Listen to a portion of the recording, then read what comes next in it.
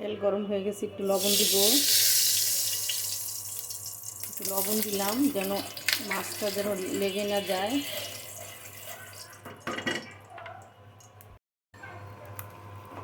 দেখেন লবণ, হলুদ, মরিচ দিয়ে মেখেছি, এভাবে কেটে 2 ভাগ করেছি।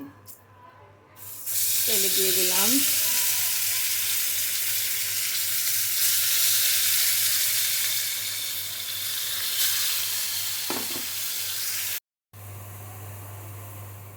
ছয়টা মাছ নিয়েছি আর 6টা পেঁয়াজ দিয়েছি। কম বেশি পেঁয়াজ আপনারা দিতে পারেন।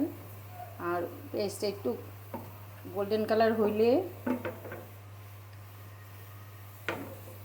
এখন জিরা দিব অল্প, আধা চামচ জিরা, আস্ত জিরা দিয়েছি। আপনারা বাটা দিবেন, এটা দাঁতের যখন খাবেন তখন খুব মজা লাগে, দাঁতে কণায় পড়ে, কণা কণা লাগে, ভালো লাগে। আর দেখেন মরিচ, যেহেতু রান্নায় মরিচ দিয়েছি, ভাজার সময় মরিচ দিয়েছি, মরিচটা কম দিব। একটু লবণ অল্প একটু দিব, ভাজার সময় লবণ দিয়েছি। হলুদ 1 চামচ দিলাম, ধনিয়া আধা চামচ। এই পর্যায়ে মাছটা দিয়ে দিব, আস্তে করে দিব মাছটা।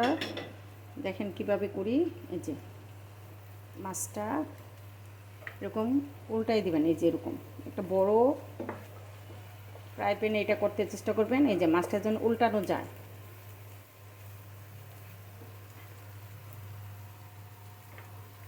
এটা আমরা